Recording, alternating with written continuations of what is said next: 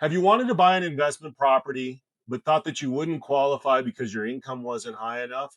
Or maybe you're self employed and don't want to hand over the tax returns and corresponding documentation that seems to go on forever? Well, if that's you, then today's video is something you need to watch.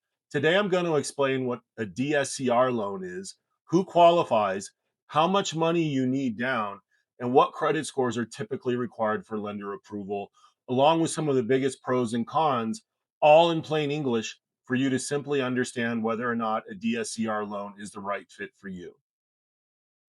A DSCR simply stands for debt service coverage ratio. And here's the simplest way to think about it.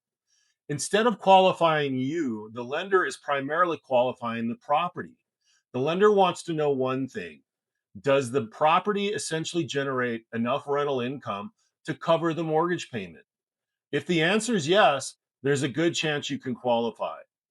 That's why DSCR loans have become one of the most popular and powerful financing options for real estate investors looking to not only buy their first property, but to scale a portfolio quickly.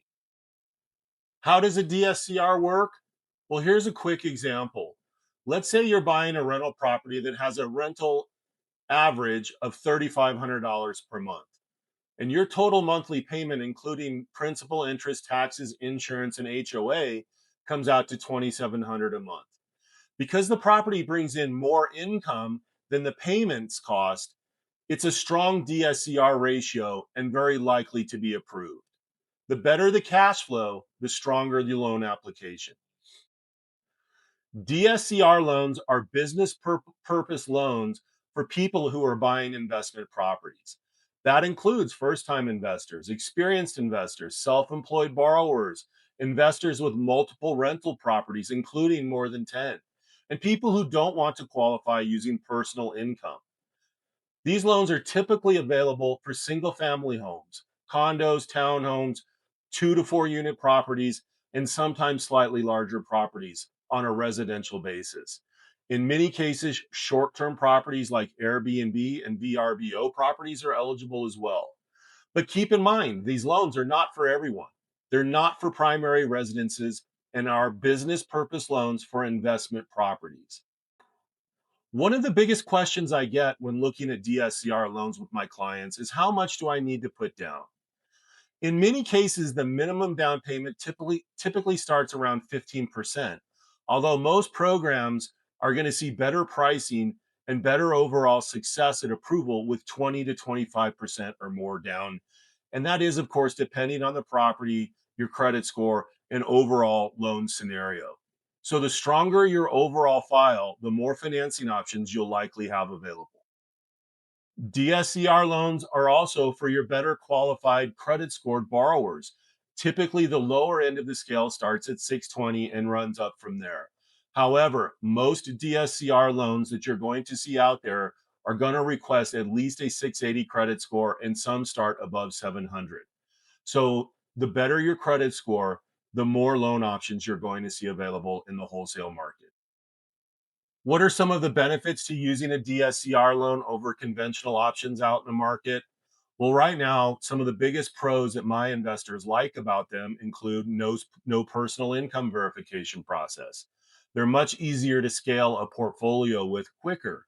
They offer more flexibility for complicated investors who have a large portfolio, and they often close faster due to the lighter documentation process than conventional loans do.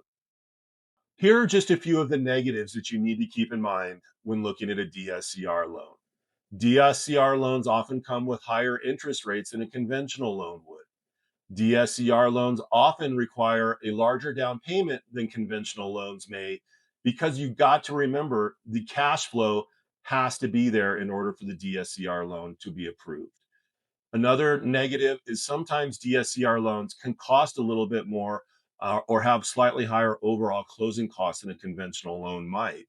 And then lastly, a DSCR loan looks a little bit more closely at the property. So the property has to make sense on paper. If the supporting rental income does not exceed the overall mortgage payment, gaining approval on a DSCR loan is often more challenging than one might expect. So, is a DSCR loan the right option for you? Well, If you're planning to buy or refinance an investment property and you're tired of qualifying based on tax returns and personal income, or having difficulty qualifying, a DSCR loan could be the right option for you. Every lender has slightly different guidelines, so it's important to work with a mortgage broker like myself who understands the investor loan market and can compare multiple options for you, along with consulting with your real estate agent and CPA or financial advisor. If you have any questions about DSCR financing and wondering whether or not one might be a good fit for your situation, I'm here to help. Leave your questions in the comments below or feel free to reach out directly. I'm always here to help in any way I can. Thanks for watching and see you next week.